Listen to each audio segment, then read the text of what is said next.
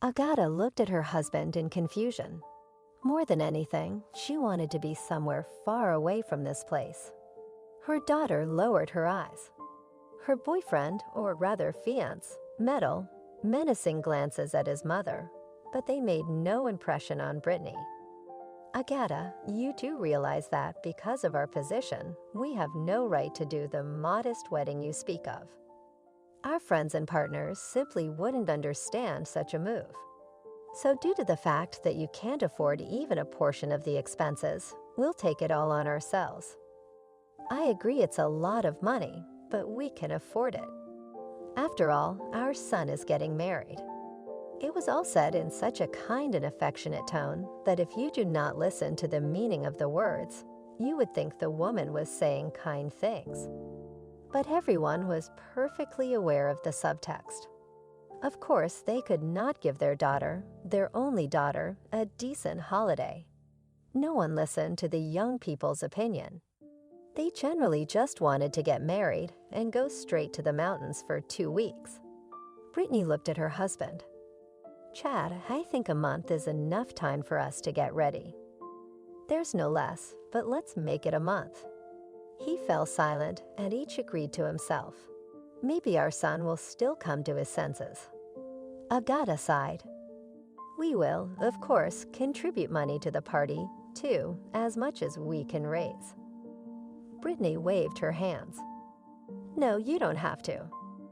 I don't want an event like this to cause you to starve to death later. Agata blushed, and her husband Neil stood up. He had to stick to the table because the new prosthetic that was in place of his right leg stung terribly. That's what future in-laws are all about. I agree, we're not as chocolatey as you are, but I won't let you wipe a lot of people off our backs. By tonight, I expect the amount you intend to spend on the wedding. We will give you half of it. Lydia, running up to her father. Dad, you mustn't worry. He looked at his daughter menacingly. I'm not worried. It's you who should be worried now.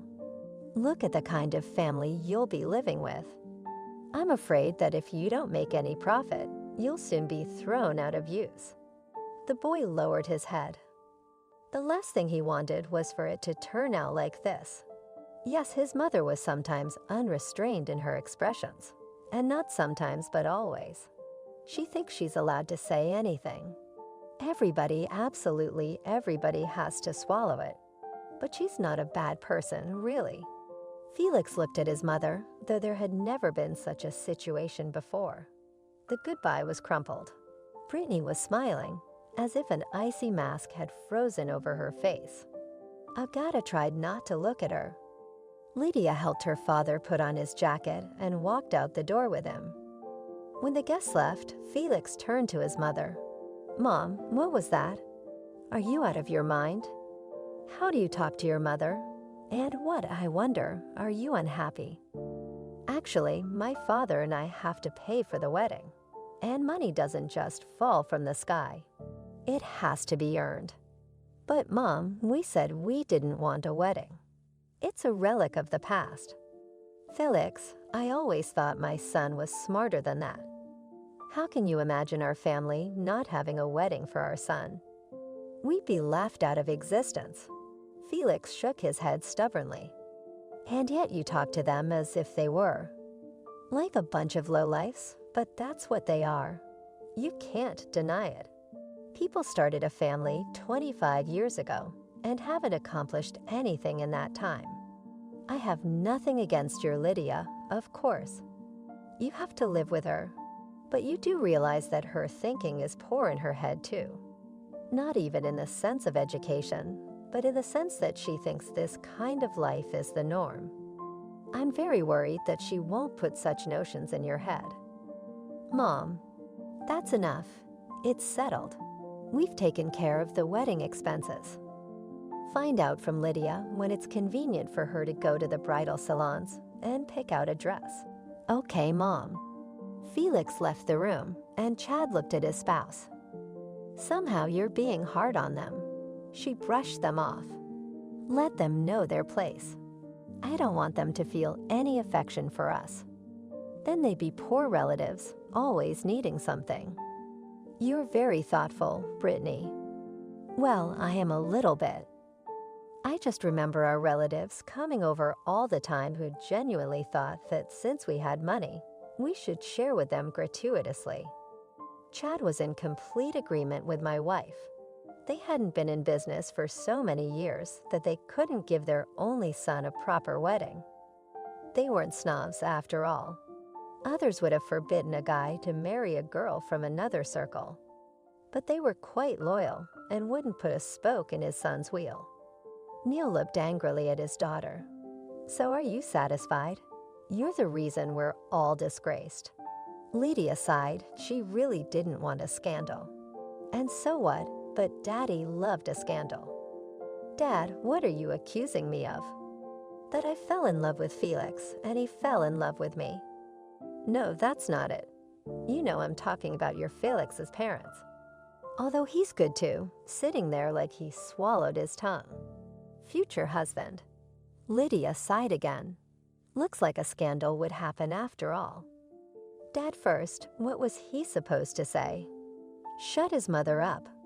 And second of all, parents don't get to choose. And it's not Felix's fault he was born into this family. Oh, Lydia, you always were a freak. What did you have to fall in love with a normal guy? A working man? Who's Daddy? The one who goes straight from the factory to the pub. And the bar. What's the big deal? You've been working. Take a break. Is your mother in there somewhere?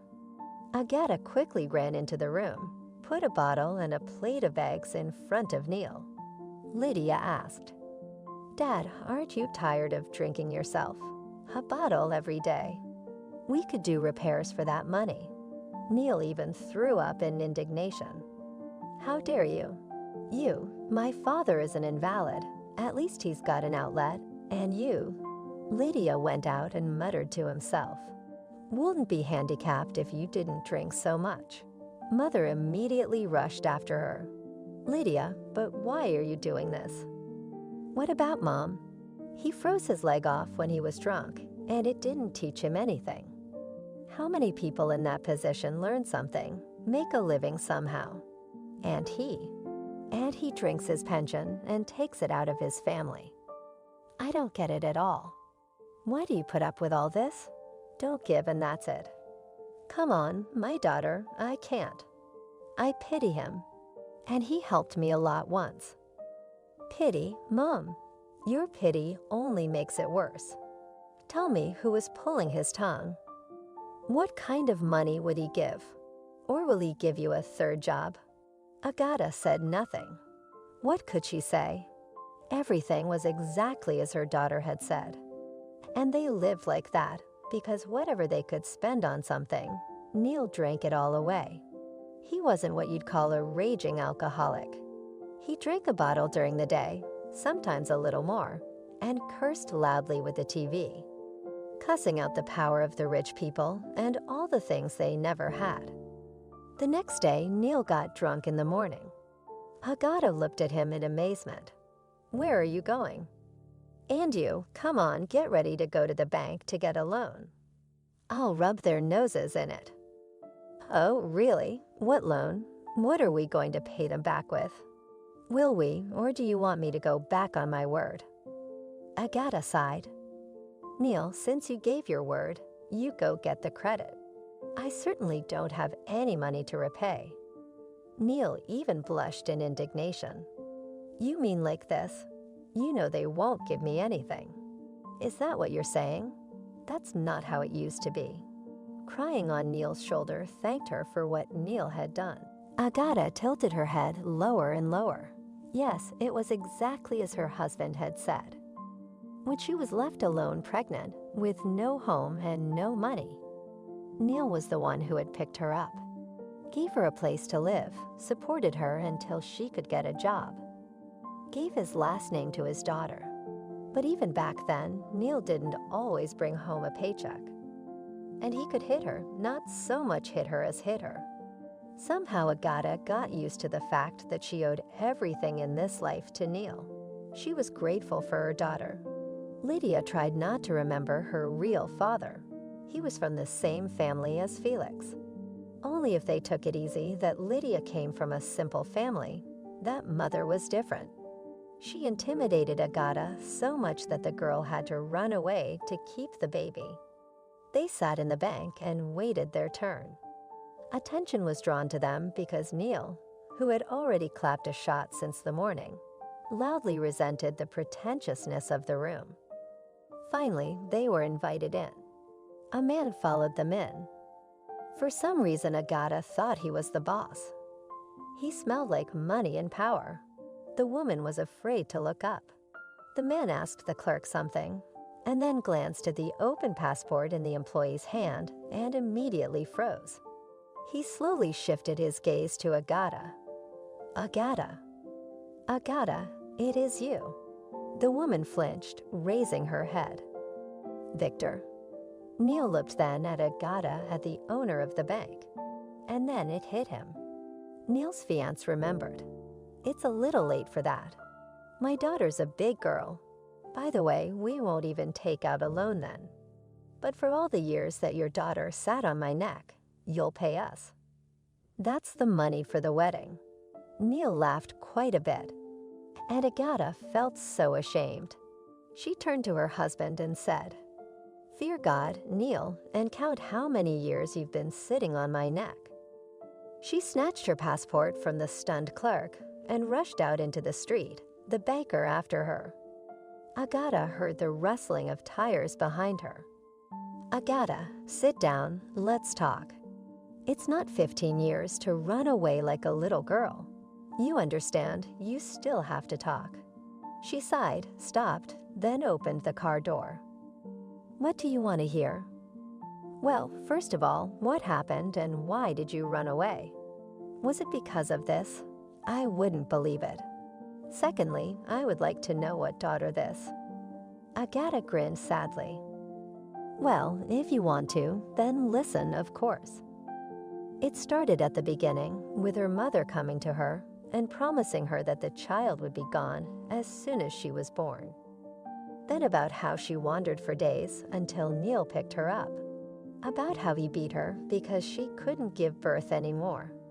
About her daughter getting married. Here they came for the loan." Victor was silent for a long time, and then he said, "And this whole stupid life might not have happened if you had told me everything, if my mother hadn't been such a good actress." He drove her home and said, "I'll be there tonight. I hope you don't think I'm going to let my daughter be considered the daughter of that. Agata, I don't understand. Now from what I hear, you're keeping him. Why don't you leave?" At home waited drunkenly Neil immediately rushed at her with his fists, but she did not get tired, threw him back. He fell on the bed, could not get up. He snored. And she sat there, looking at her husband and not understanding where and why she had wasted her life. When the doorbell rang, Agata jumped. She had hoped so much that Victor would not come. Lydia was the most shocked.